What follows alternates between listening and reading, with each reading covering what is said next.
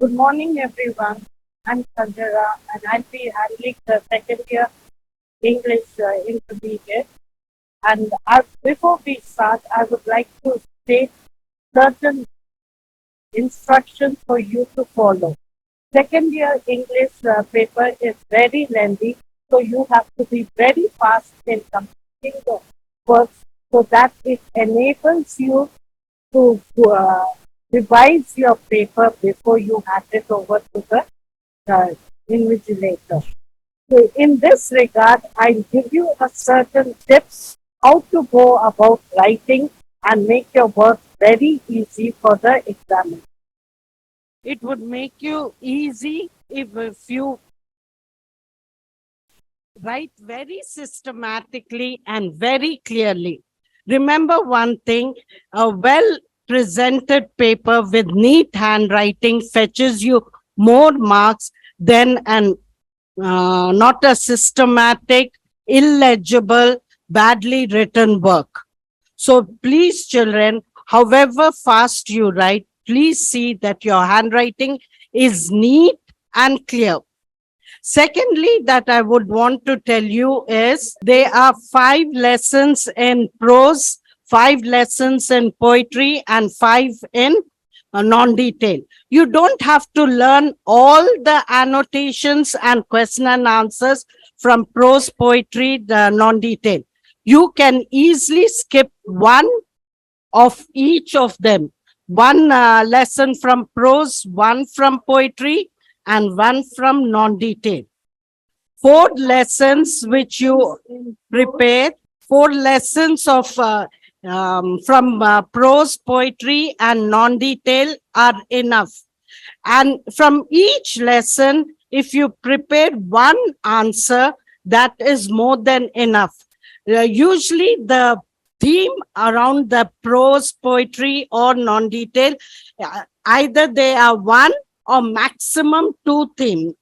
So, whichever question comes, you can write from any one of them. Like, for example, we are doing the first lesson is farewell goodbye party to Miss. What was the lesson? Uh, Goodbye party to Miss Pushpa T.S. In this lesson, Goodbye Party to Miss Pushpa, it deals about the colleagues of Miss Pushpa, give her, bid her farewell and hold a party in before she goes abroad. And the whole poem deals with the speech given by one of her colleagues where he talks about the goodness of Miss Pushpa. Though she belongs to a renowned family, her father being a well-known advocate from a well-to-do family, she is very simple, always smiling and ready to help her colleagues. She, even though she is busy, she doesn't mind helping her friends. And that's the reason her colleagues love her. They praise her, not only her outward appearance, but also her internal goodness. So the gist revolves around the farewell party given by her colleagues before she leaves for abroad. And if you know the theme of this poem, it's very easy for you to attempt whether it is an annotation or a question and answer. In annotations, you just have to write the subheadings. Uh, the first is reference. Reference deals with from which lesson and the poet is mentioned. The context or the explanation deals with the sentence given or the theme of the poem which I have just told you. And general relevance, conclusion, critical comment, any one of the side heading just sums up the whole thing. So when it is an annotation, you have to write 3 subheadings. That is reference, context or explanation, And the last is general relevance, conclusion, or critical comment. If it comes in the form of a question, you just need to write in a paragraph. That's it, children. So don't waste your time learning all the 4 annotations and 4 question and answers.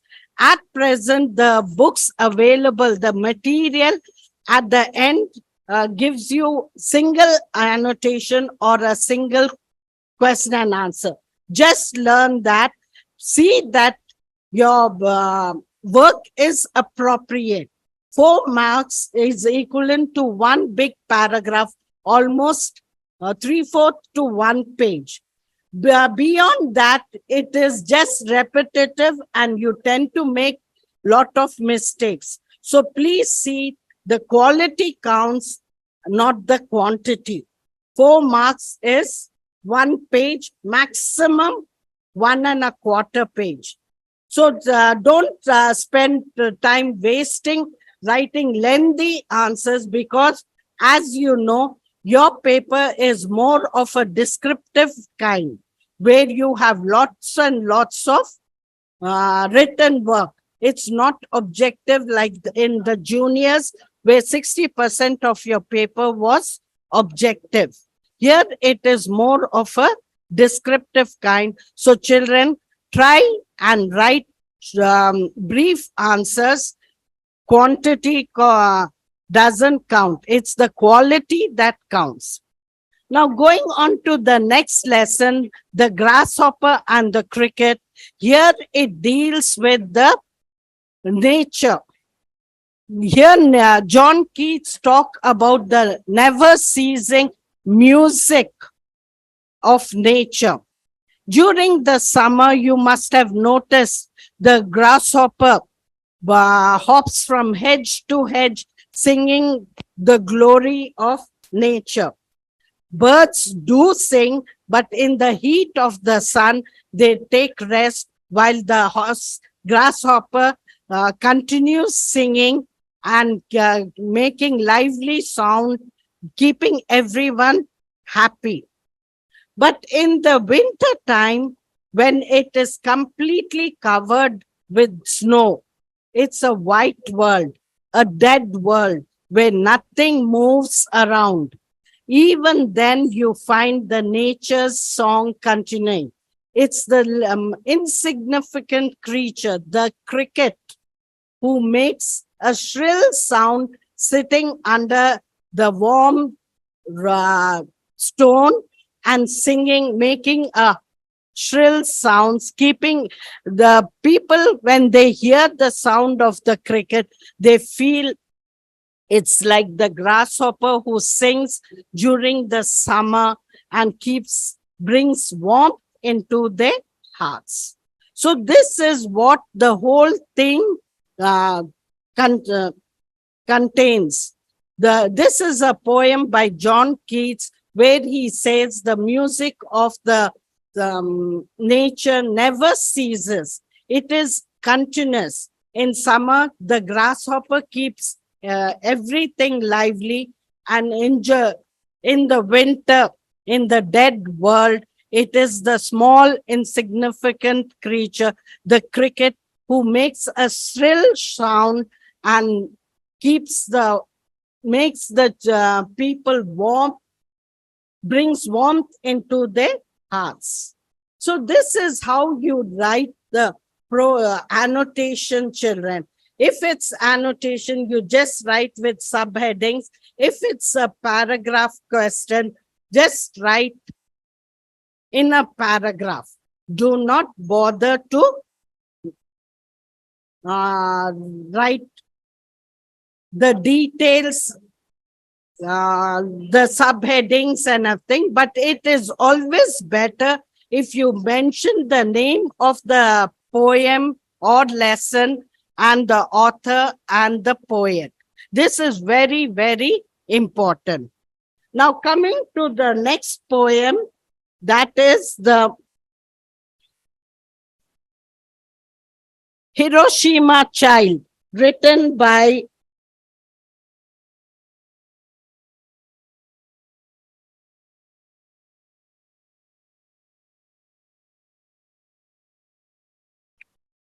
Nazim Hikmatran.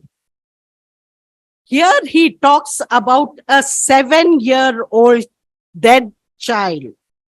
You must have heard about the bomb which was dropped into Hiroshima and Nagasaki, where the whole of Japan was destroyed with the first bombs which were dropped during the World War II. Here the poet talks about a dead child. Why does he talk about a 7-year-old dead child? He wants the readers to sympathize of the unwanted violence, cruelty in this world. He, through this child, he wants the people to understand that peace is needed every way. We don't want war. War brings about lot of destruction. There is nothing, not only the people who die, but everything is destroyed. So here this girl appeals for peace. She goes knocking on the door, but no one sees her or even able to hear her because she is not seen. She is dead. In her own way, she wants to appeal to. She doesn't crave, when she knocks on the door, it's not craving for something. She has lost her childhood and she wants other children to enjoy their childhood, to have fun and frolic, to eat whatever they desire, to grow, laugh, play. And because she could not enjoy her childhood, she wanted the pet for the other children. And that's the reason why she had she goes around knocking on the doors and appealing to the people. I hope all of y'all are able to understand the three poems that I have explained. First one was the farewell party given to Miss Pushpa. Here, her colleagues have arranged a farewell party, and one of her senior colleagues goes around telling the goodness of Miss Pushpa. She belongs to a good family, but even though her father is a renowned lawyer, she is well to do, she never says no to any favor asked from her. She always goes out of the way to help others. And in this way, her colleague describes her not only her outward appearance, but her inward generosity, simplicity, and the cheerfulness, a smile on her face at all times. And the second was the cricket and the grasshopper. These two are very insignificant creatures, but John Keats would like to tell us how these insignificant creatures bring life to nature. During the summer, when the birds get tired of the hot sun and rest under the pleasant trees, the grasshopper jumps around from hedge to hedge, singing away, bringing warmth into the um, hearts of the people who are exhausted with the hot sun falling on them. Likewise, the cricket and another insignificant creature brings about warmth in the dead world, the world which is covered with snow. Nothing moves, and everyone are filled with cold, and he brings warmth into their heart by singing shrilly from under the stove. And the third poem, the Hiroshima child. It describes about a 7-year-old dead child who goes around knocking on the doors. She knocks not to plead for food or any luxury items, but she hopes to bring about peace. She did not have a good childhood, but she hopes that other children can laugh, play, and grow, which she couldn't. She is still 7-year-old, though she has died long time back, because once you die, you do not grow, and neither do you eat. But her hope is to a plea for peace. The fourth poem is Awake. Here, Sarojini Naidu talks about India, how in olden times the people, the women were not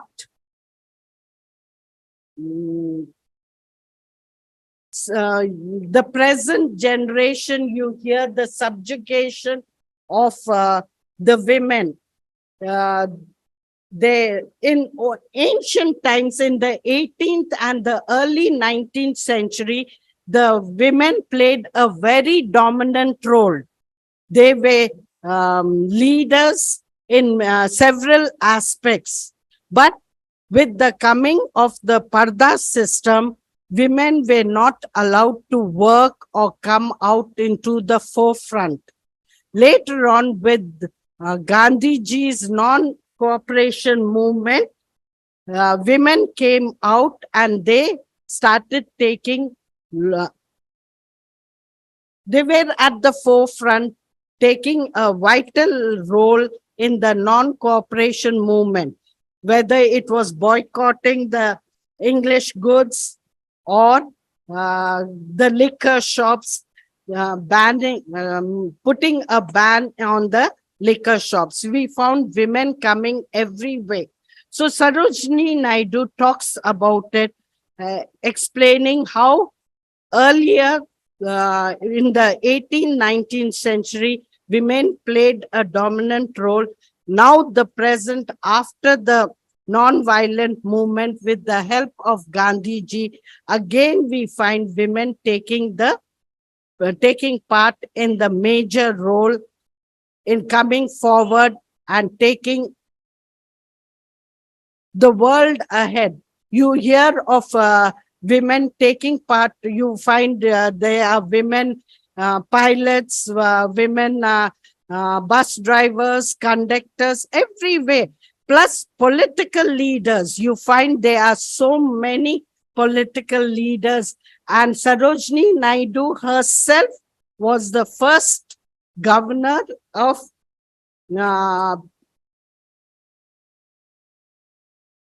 independent India. So here she asked the women to take part in in an active way. Regarding the fifth lesson, fear, we always fear the unknown. If you have seen a small child, a child comes forward to do anything. Take, for example, a car. You buy a car for the child, and the next moment you see all the parts have been removed. Why? Because the child is filled with curiosity. It wants to see how it runs, how it can be fixed back. And even when he can't do, he still has the satisfaction. But as adults, we do have a lot of fear. We do not,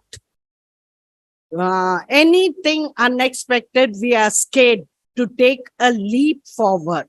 So here the poet talks about how to risk. If we don't take risk, you can never progress. We always have that feeling that we will not succeed. But unless you try, how do you know that you are going to succeed or fail? So this fear is always there in man. And unless we progress forward, we will find that we will not succeed in life. So far I've explained the theme of the 5 lessons. I hope all the students have understood. From tomorrow, I would take up the grammar part, the formal letter, and I shall explain to you how to go about writing a formal letter. In the meantime, any queries? Okay, then shall I go on to the prose lesson? The first lesson of your prose is how to avoid foolish opinions. Here, everyone feels whatever they say is true. And that's the reason why when anyone contradicts us, we get very angry. And he suggests that it's always better to listen rather than to come out with saying something which is foolish. Like, for example, Aristotle, without examining, without thinking, he had given a wrong answer, saying that men have more teeth than the women. All he had to do was to check this fact with his wife, and he would have succeeded in not giving a wrong answer. But having said that women have less teeth, he gave out his foolish opinion. And in this way, we sometimes think that we know all the facts, but this doesn't prove that we actually know. So it is always better to mingle with people, to listen to their suggestions. When you have a group discussion, each one comes up with their own opinions. Just like the 5 fingers are not the same, no two persons have the same opinion. That doesn't mean the other person who's speaking out his opinion is completely wrong and what you think is completely right.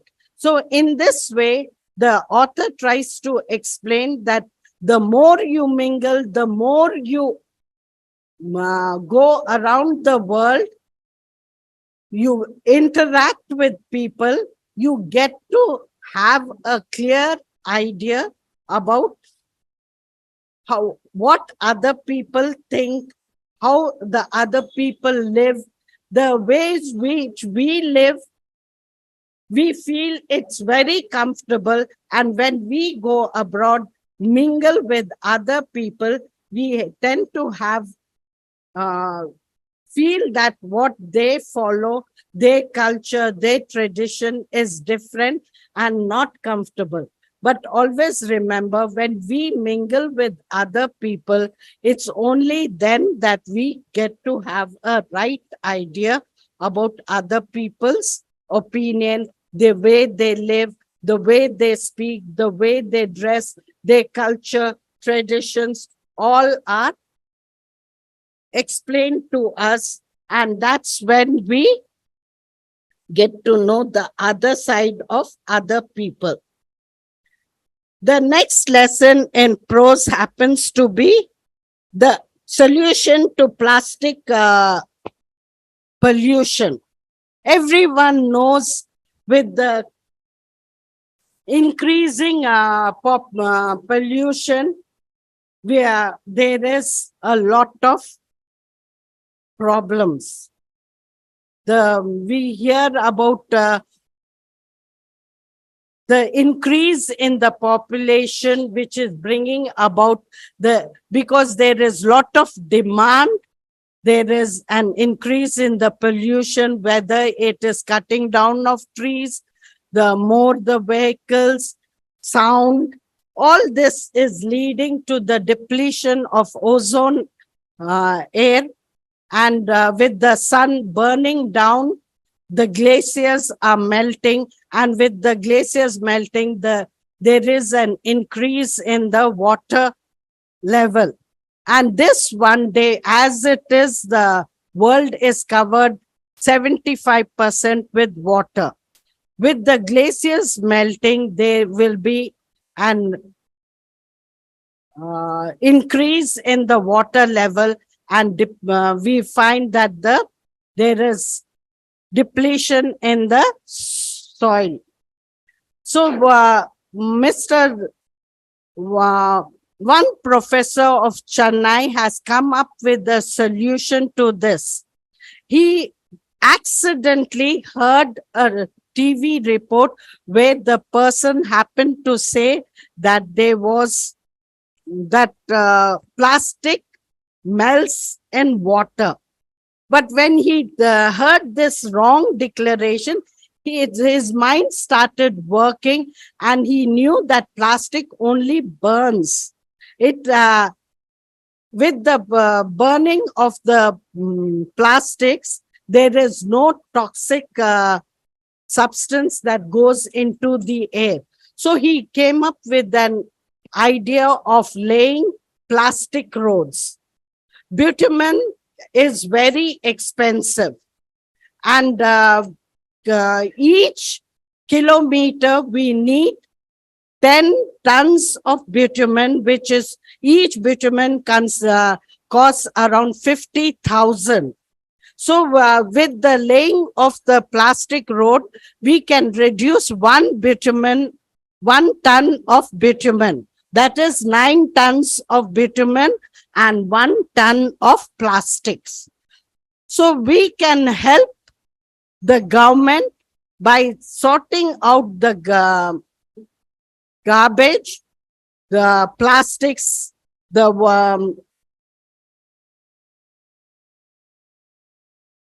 everything is in this. The plastics are melted, and when this plastics are mixed with the bitumen, it does not release any toxics into the air, and there are many benefits by it. One thing, we are saving lot of money. The roads can take up heavy loads, and more than that, it is a smooth road with no potholes and can last up to 60 years of. It has a lifespan of 60 years. And that's the reason when he came up with this suggestion, there were a lot of discussion, and no one came forward to accept it. But once Dr. Abdul Kalam had come forward, and he suggested that why not try it in his own college grounds. So with the help of the correspondent, he had laid the first 16-meter long plastic road in the campus, which turned out very well. And then he started, though the government, he tried to bring out the patent and everything, the government did not cooperate with him. It was a very slow process. In the meantime, he started getting foreign and private enterprises started asking him for the patent. They wanted him to sell it, but he decided that it was better if he being an Indian, sell it to the Indian government rather than to the foreigners. And that's the reason why he gave his patent to the Indian government free of cost. But the process was very slow. It took a long time. And now many the roads in Tamil Nadu, Pondicherry, Chennai, Tamil Nadu, I've already said, Bangalore, and even in Hyderabad, we find large patches of plastic roads being uh, put. And in this way, we are not only making use of the plastics, which have caused a lot of problem to us, being being one of the causes for the pollution, and this has put an end to it. So let's hope the government takes a serious view of this, and soon we will have plastic roads everywhere. This can be very convenient for us for the simple reason that there are, it has many benefits. It's we can be saving 1 ton of bitumen for every kilometer laid, and also there would be it long span. It lasts for 60 years, and then we have also the mm, sorry the other benefits are it can take up any load. Heavy loads also can travel on these plastic roads. So, having said all this, tomorrow I will be taking up grammar. So, children, be ready with your books and note it down. But one thing I would want to tell you, children, practice makes a man perfect. It's not just listening to it. It's always better when the lecture has been completed, you practice it. Now, I have given you the synopsis of the poems and 2 of the lessons of prose. I want you to practice the single answer or annotation from all these lessons taught, so that when grammar is taught, you can practice on the grammar. So, before we end the session, any of you want to ask any questions? If you have any query, please come up with it so that I can answer if you have any doubts regarding this. Okay, then we shall continue tomorrow. Like I said, I'll be taking grammar tomorrow, letter writing, formal letter, informal letter, and covering letter. Let's hope we can cover all 3 tomorrow, because informal and cover letter, there are only few differences from the formal letter. The formal letter is the main, which once you listen to that concept, it's very easy for you to understand the informal and the cover letter. So with this, I end my session. Thank you. Have a good day.